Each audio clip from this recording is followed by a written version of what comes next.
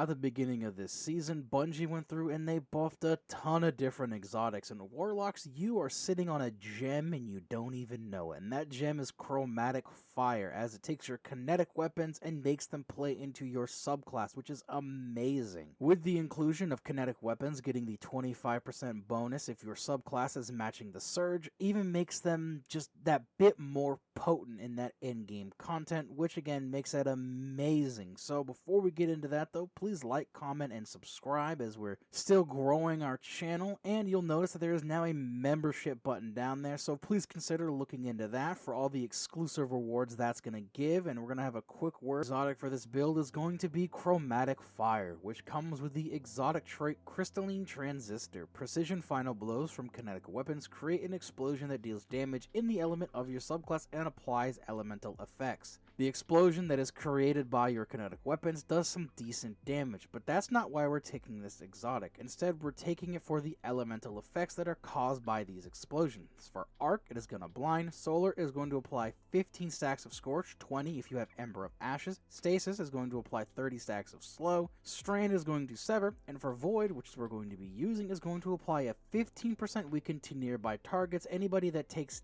damage from that explosion, which is going to make dealing with large groups of adds and sometimes even chunkier targets extremely easy. This exotic is also very helpful, as any kinetic weapon will play into our subclass better than most legendary weapons we have, and even some exotics that actually have those subclass verbs, as with any precision kill with a kinetic weapon that's not strand or stasis is going to cause these void explosions, which are going to apply that weaken. And to be fair, none of our void legendary weapons have a weakening effect. The only void weapon in our arsenal that has a weaken type effect is going to be Collective Obligation, and that's only if you siphon the weaken from it. So that positions Chromatic Fire to be very useful in surge activities, where we can apply that bonus weaken effect and then use our other weapons to take care of them. And speaking of weapons, I play with just about every exotic kinetic weapon and just about every archetype of legendary weapon I had, from Ace of Spades all the way down to rapid fire frame scout rifles, and at the end of the day they were okay, and I was beginning to give up, and then I busted out Old Reliable. Outbreak perfected, and this does make this build perfected. It comes with the exotic trait Corruption Spreads. This weapon creates Siva nanite swarms on rapid hits and precision kills. These nanite swarms are very nice, as they also play into the weapon's other trait, Parasitism. This weapon does more damage to enemies based on the number of Siva nanites that attach them. So as you defeat enemies, you'll be spreading those nanites to other targets, and will in turn also spread the weaken from Chromatic Fire, which will allow the nanites to take advantage of that 15% debuff. Its Catalyst Disease Vector takes it a step further, as it increases nanite damage, and enemies that die with nanites attached to them generate additional nanites. This means we'll have a whole swarm of nanites that can take down targets as we spread the weakening effect from the weapon and from the explosions from Chromatic Fire, which again plays all very nicely into this. And our subclass options also play a huge part in this build. And we're going to start with Child of the Old Gods. Cast your Rift to create a Void Soul. When you damage a target with a weapon, your Void Soul flies to them and drains them, doing damage and weakening them. When a target is being drained, you are granted grenade and melee energy if running a healing rift, or health if running an empowering rift. Defeating a target who's being drained by your Void Soul grants class ability energy. This will help with ability uptime as well as spreading the weakening effect. We're also going to take Feed the Void, defeating a target with a Void ability to activate Devour. While Devour is active, final blows restore health and extend Devour. Survivability is always nice to have, whether it be from resistances or with ways to heal ourselves easily. With that same idea, we're also going to take Echo of Starvation, so picking up a Void Breach or an Orb of Power grants us Devour with a -10 to recovery. Again, we want to have that survivability, and sometimes we won't always have an ability to defeat a target for whatever reason, so being able to pick up a Void Breach or an Orb is going to help out a lot with this. We're also going to take Echo of Undermining, so our Void Grenades will weaken targets with a -22 Discipline. This is a pretty big hit to our Discipline stat, but that's okay, as our Child of the Old Gods is going to help get some of that back while it drains our targets. Plus the weaken this applies will help our build shine even more, and will be helped even further by Echo of Remnants. Your lingering grenade effects, Vortex Grenade, Void Wall, Void Spike, and Axiom Bolt have increased durations.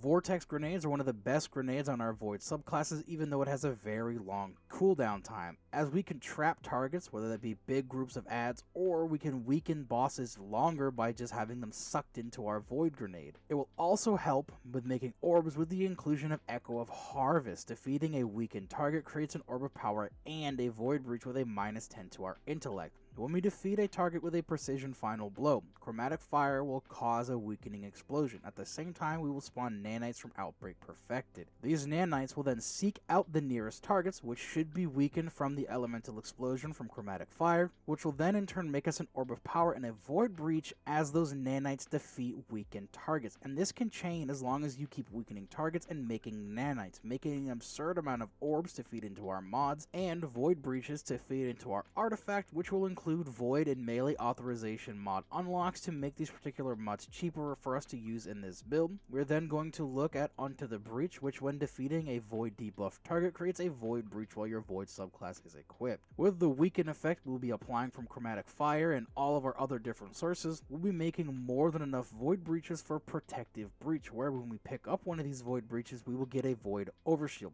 Again, we're going to have a ton of Void Breaches to pick up, so this will give us the Overshield and will refresh our Overshield when we pick up another Void Breach. Finally, we're going to look at Supernova.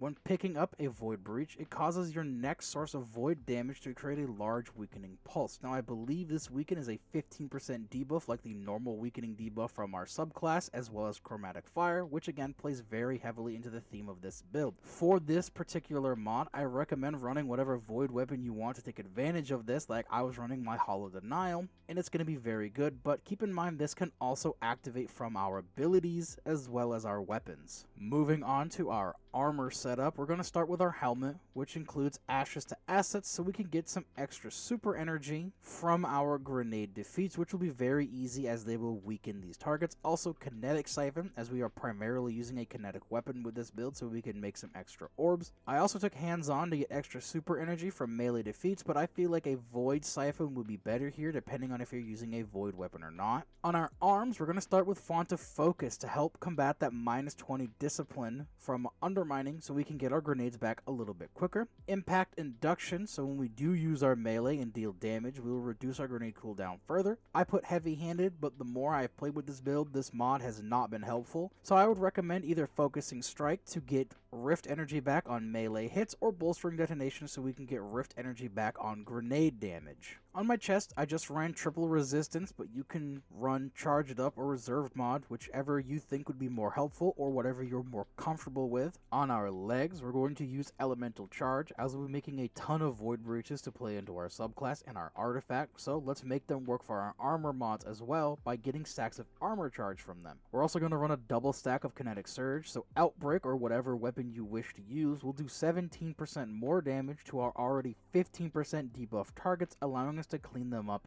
easily. And on our bond, we have Time Dilation, so our fonts and surges last a little bit longer, and we have Reaper, so when we use our Rift and summon our Child of the Old Gods and get a weapon defeat, we'll make an Orb of Power, and the nanites from Outbreak work for this as well. If you throw down a Rift and the nanites are going after something, if the nanites get a defeat, the nanites will then cause a Orb of Power to appear, which is again extremely helpful and plays into this build extremely well. Now, in my last build video, I had a comment to show my stats. Now, I'm not proud of my stats on my Warlock in the slightest, but here they are. In a perfect world, I would have my recovery at 100 and my resilience as high as I could, while also having a high grenade and a decent intellect stat to help with my stupor. But this is what I got, and it works pretty well for this build. I had no real problems with uptime when it came to my Rift or my grenade, so it just goes to show that you don't need triple 100s to make every build work. Whatever stats you have is probably more than enough to make any of the builds that you want to run work. Do the higher stats help?